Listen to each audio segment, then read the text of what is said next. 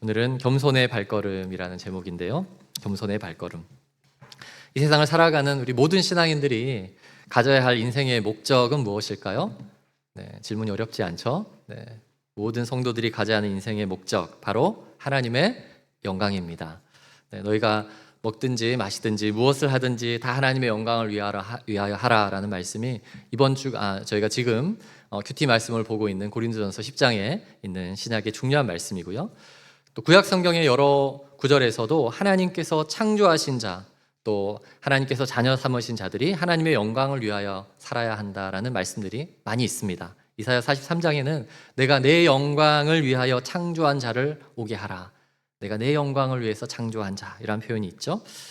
그런데 이 세상에는 하나님의 영광이 아니라 자신의 영광을 나타내기를 바라며 살아가는 사람들이 있습니다. 그런 사람들을 성경은 교만한 사람이라고 말하죠. 교만한 사람들의 목적은, 그 인생의 목적은, 또 목표가 있다면 무엇일까요? 어떻게 하면 더 많은 사람들이 자신을 주목하고 또 쳐다보도록 하는 것이죠. 그래서 예전에도 제가 이 교만에 대한 한자어를 한번 설명을 해드렸는데, 교만에 대한 한자어가 뭐라 그랬죠? 이 높은 말을 타고 천천히 걸어가는 거, 다른 사람들이 다 자신을 바라보고자 하는 그것이 또 교만이었습니다. 세상에서 말하고 가르치는 성공을 가만히 생각해 보면 결국은 교만한 자리에 앉기를 소망하는 것과 같다라고 할 수 있어요. 그렇기 때문에 우리가 세상을 살면서 그것을 스스로 바꾸기에는 정말 쉽지 않습니다.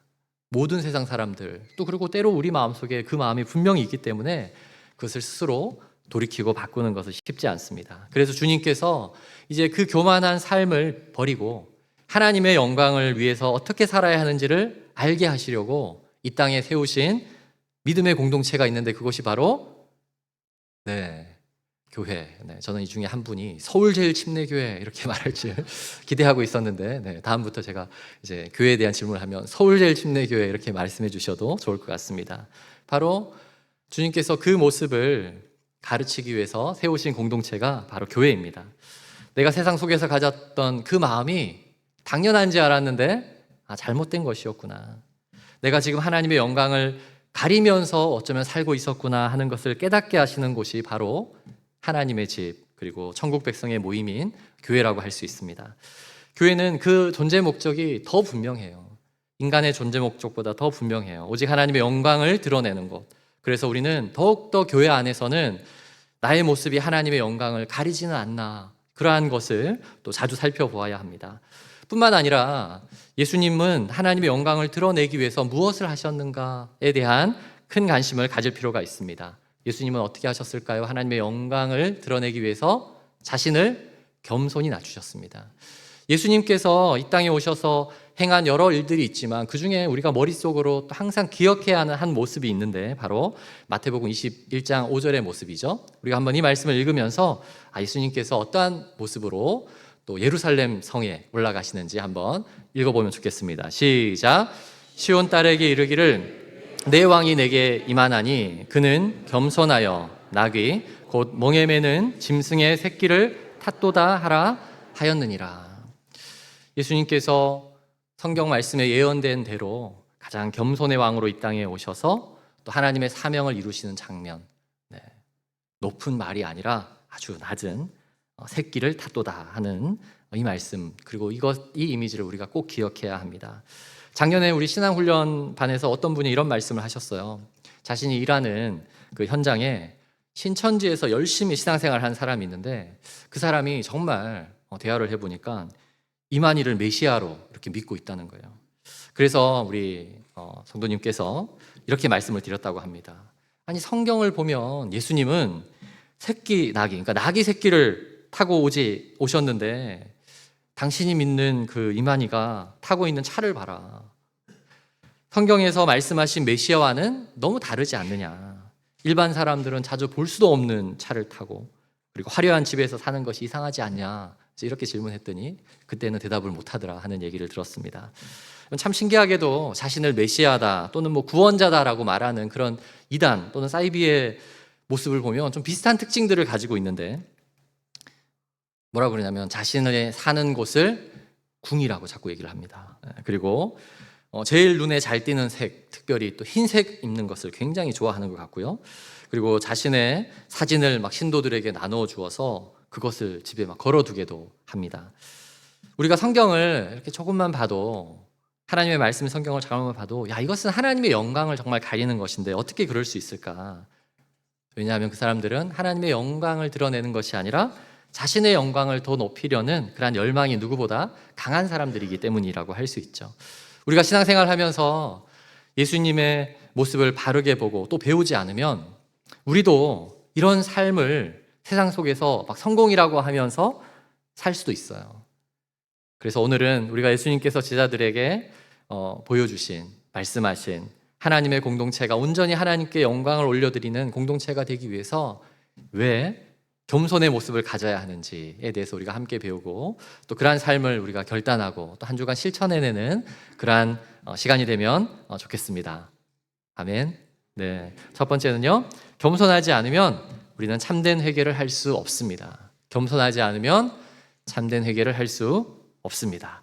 우리 20절, 21절 예수님께서 책망하시는 장면인데 우리가 다시 한번 이 말씀을 읽어보겠습니다. 시작.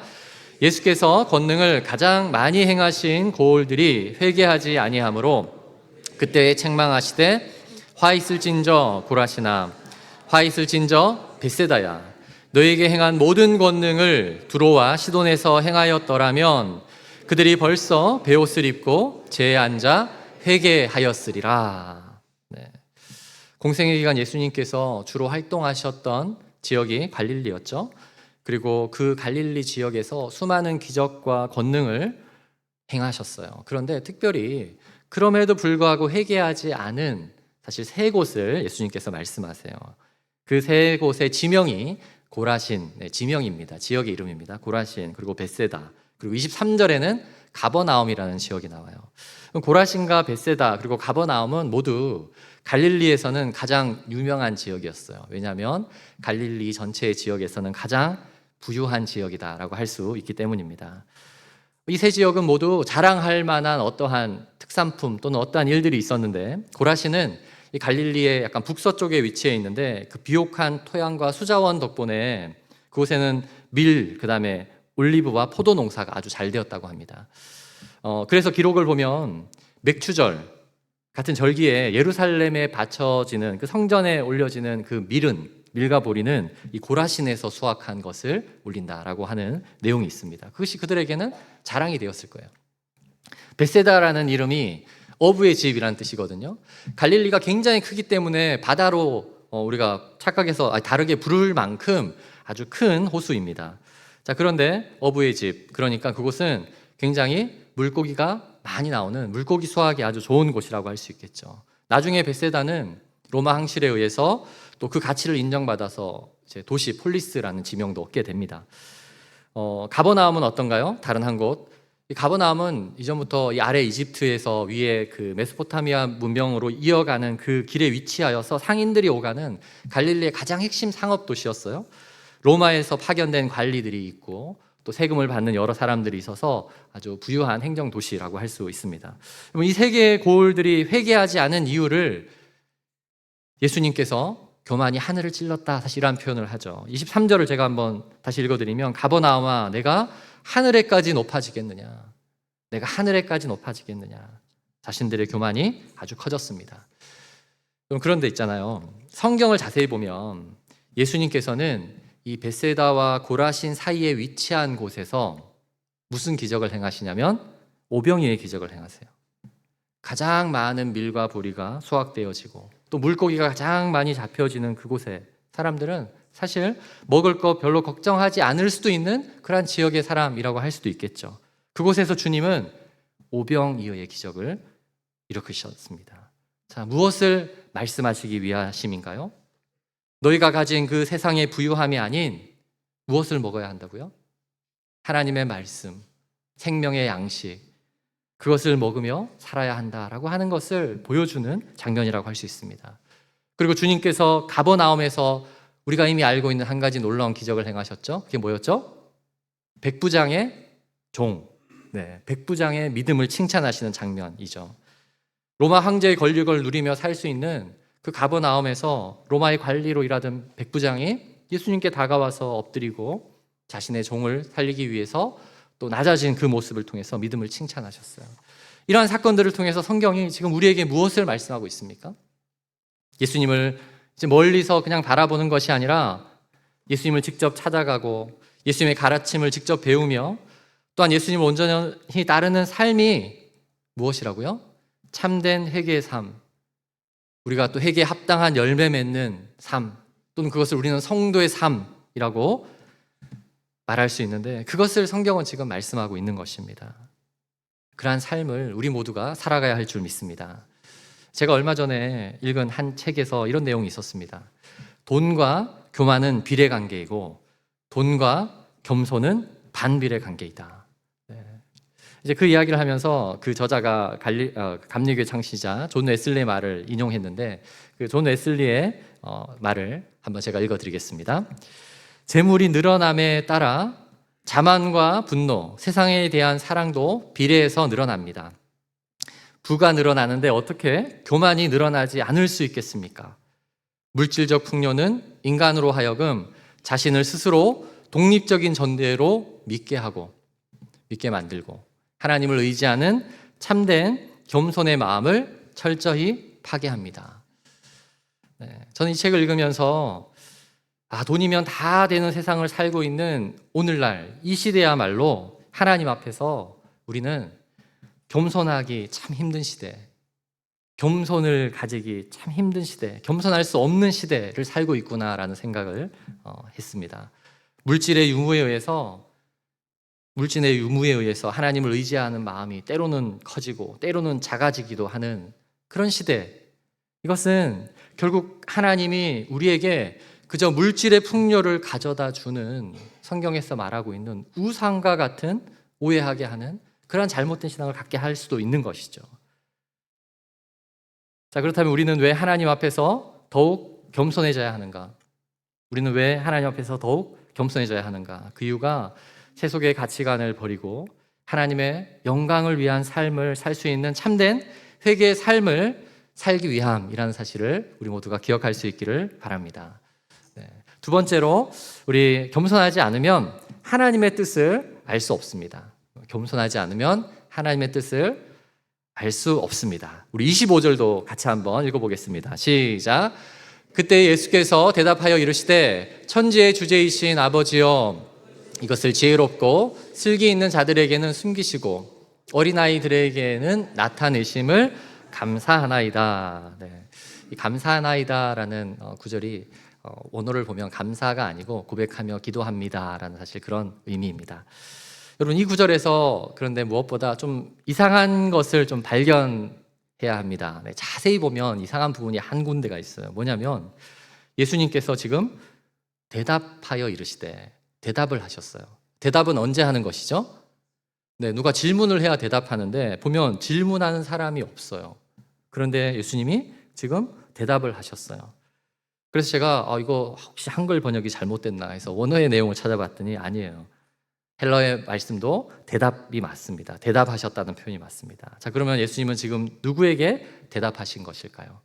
누구에게 대답하신 것일까요? 그 이어진 내용을 보면 하나님 아버지께, 제가 뒤에 갈로를 쳐서 했지만 기도의 자리에서 하나님 아버지께 마치 대답하듯이 고백한 것입니다. 하나님 아버지께 대답하듯이 기도의 자리로 나아간 거예요. 우리가 오늘날에도 하나님의 뜻을 가장 잘 발견할 수 있는 것 무엇인가요? 바로 하나님의 말씀을 읽는 것, 하나님의 지혜가 담긴 말씀을 읽는 것이죠. 그리고 하나님 앞에 나아가서 기도하는 거예요. 겸손이라는 단어는 구약에서도 그렇고 헬라어 신약에서도 그렇고 모두 무릎을 꿇다 또는 굴복하다, 엎드리다, 사실 그런 의미가 있습니다. 겸손은 그런 의미예요. 예수님께서 기도하실 때 그 모습이 어떠했는지 성경이 또 잘 가르쳐 주시죠. 하나님의 뜻에 순종하기 위해서 어떠한 모습으로 기도하셨는지가 누가복음 22장 41절 42절에 나오죠. 제가 읽어드릴게요. 무릎을 꿇고 기도하여 이르시되, 예수님 뭐라고 기도하셨죠? 아버지여, 만일 아버지의 뜻이거든 이 잔을 내게서 옮기시옵소서. 그러나 내 원대로 마시옵고 아버지의 뜻대로 되기를 원하나이다. 예수님께서는 항상 하나님의 뜻을 알고 또 그 길을 걷기 위해서 행하신 방법이 무엇이었다고요? 바로 기도의 자리였습니다. 그래서 겸손의 구체적인 행동은 무엇인가? 바로 기도의 자리에 나아가서 자신을 낮추는 거예요. 예수님께서 이렇게 하셨다면 우리도 마땅히 기도의 자리로 나아가서 날마다 자신을 낮추어야 하지 않을까요? 지금과 같은 시대에. 얼마 전에 제가 대전에 또 갈 일이 있었는데 마침 대전에 신학교가 있고 또 그곳에 스승의 날도 다가오고 해서 침신대 교수님 두 분을 제가 만나서 식사를 좀 대접했습니다. 그때 식사를 드시다가 교수님이 제게 이런 말씀을 하세요. 오늘날에는 예수님을 믿고 천국에 간다라는 설교가 세상 사람들에게 제일 와닿지 않는 시대다라고 이렇게 말하는 거예요. 왜냐하면 지금 살고 있는 세상이 돈만 있으면 비도 안 맞고 다닐 수 있고 완전 천국과 같다는 거예요. 그러면서 사람들이 알고 있는 그 천국처럼 편안하고, 아니 그보다 더 훨씬 더 편리하고 많은 것들을 누리고 살 수 있는 방법, 돈만 있으면 그렇게 하는데 굳이 예수님 믿으라고 하는 것이 전혀 와닿지 않는다는 거예요. 오히려 예수님을 믿으면 어떻게 살아야 하나 생각해 보면 어떻게 살아야 하죠? 주일에 쉬지도 못하고 교회 나와야 하고 다른 사람들 섬겨야 하고, 그런 모습이 세상 사람들이 볼 때는 저거는 지옥과 같은 삶인데 이런 마음을 가질 수 있다는 거예요. 그래서 가장 세속적인 가치관이 팽배해 있는 지금은 천국 복음을 전하기 가장 어려운 시대라고 이렇게 교수님이 얘기를 해주시더라고요. 그러면서 그 중에서도 우리나라에서 가장 세속적인 가치관이 집결되어 있는 서울에서 목회하고 있는 남 목사, 참 힘들 거야 이렇게 얘기를 하더라고요. 위로의 말인지는 잘 모르겠지만 그랬습니다. 그러고 보니까 제가 서울 한복판에서 지금 목회를 하고 있습니다. 어쩌다 보니 역사상 가장 이 돈의 가치를 추구하려는 그 시대 속에서도 또 세계적인 이 도시 한복판에 제가 살게 되었습니다. 저는 정말 시골 좋아하고 촌 사람이었는데 이곳에 살 줄 몰랐습니다. 그 말을 듣고 제가 차를 타고 이렇게 서울로 올라오는데 처음에는 내가 참 힘든 곳에서 목회를 하는 건가 이런 생각이 좀 들었어요. 그런데 서울 근교에 이렇게 다가오면서 이제 높이 솟아있는 그 빌딩들과 아파트가 보이기 시작하는데 갑자기 제 마음에 이런 생각이 들었어요. 아니 나는 대부분을 이 교회 안에 머무르니까 여기가 그런 곳인지 서울이 그런 곳인지 잘 모르고 그냥 살아요. 그냥 마냥 행복해요. 그런데 저 높은 빌딩, 저 찬란한 아파트 속에 살아가는 우리 성도님들, 그들은 예수님의 가르침을 날마다 순종하면서 살아가야 하는 그 생활이 얼마나 힘들까. 우리 성도님들은 얼마나 더 치열하게 그 세상 속에서 하나님의 뜻과 영광을 가리는 그 모든 교만의 유혹을 물리치기 위해서 살고 있는 모습이 정말 안쓰럽기까지 느껴졌습니다. 얼마나 더 고생이 많고 안타까운가. 그때 제 마음속에 들었던 확신은 그래, 우리 성도들이 세상에 더욱 치열한 가치관 속에 살고 있다면 더욱 기도의 자리로 나오게 해야 되겠다. 예수님의 이름으로 이겨낼 수 있도록, 예수님의 이름으로 다른 더 큰 권능과 능력을 받아서 세상 사람들을 이겨내는 것이 아니라 예수님의 이름으로 기도의 자리에서 겸손히 하나님의 뜻을 이루어가는 그러한 자들이 되어야 하지 않는가, 그러한 생각이 들었습니다. 우리가 기도의 자리에서 어떻게 기도합니까? 예수님의 이름으로 기도합니다. 마지막에 기도하잖아요. 예수님의 이름으로 기도합니다. 이것은 무슨 의미입니까? 보통 두 가지 의미가 있다고 얘기를 하죠. 첫째는 나는 하나님께 이런 기도를 간구할 자격이 없지만 나를 구원하신 예수님의 공로로 나의 모든 기도를 하나님께 올려드립니다라는 내용이 있고요. 그리고 비슷한 내용이지만 나도 이제 예수님을 믿음으로 이제 하나님의 자녀가 되었는데 하나님의 자녀로서 하나님의 도움을 마음껏 구할 수 있다라는 그러한 의미 가운데 기도의 자리로 나아가는 것입니다.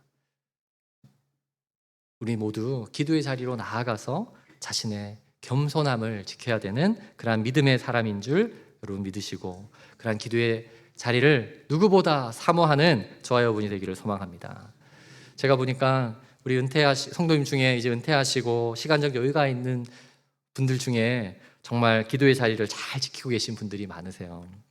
그러나 지금 현재 나의 삶이 너무 바쁘고 치열하다면, 그래서 교만에 휩쓸리고 쉬운 어떤 그러한 삶을 살아가고 있다면 그런 분들은 더욱더 기도의 자리로 나오는 그러한 참된 성도가 되기를 주의 이름으로 축원드립니다.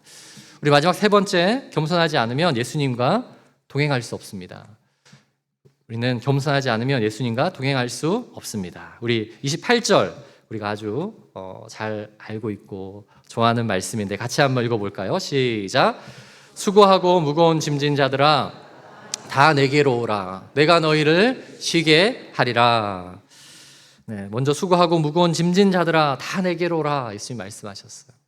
자, 세상에서 그러한 삶을 사는 사람들, 수고하고 무거운 짐진 자들아 다 내게로 오라. 사람들은 무엇 때문에 수고하고 때로 무거운 짐을 진다고 할 수 있나요?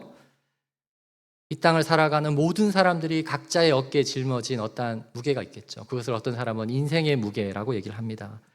인생의 무게에 그 짐에 눌려서 살아갑니다. 어떤 사람은 끊임없는 생각과 걱정의 무게, 또 어떤 사람은 건강과 또 환경의 어떠한 무게, 그리고 어떤 사람은 관계와 또는 재정의 여러 문제 가운데 그 무게 속에 참 힘든 삶을 살기도 합니다. 중요한 것은 그것이 어떤 문제가 되었든지 간에 예수님 뭐라고 말씀하셨어요?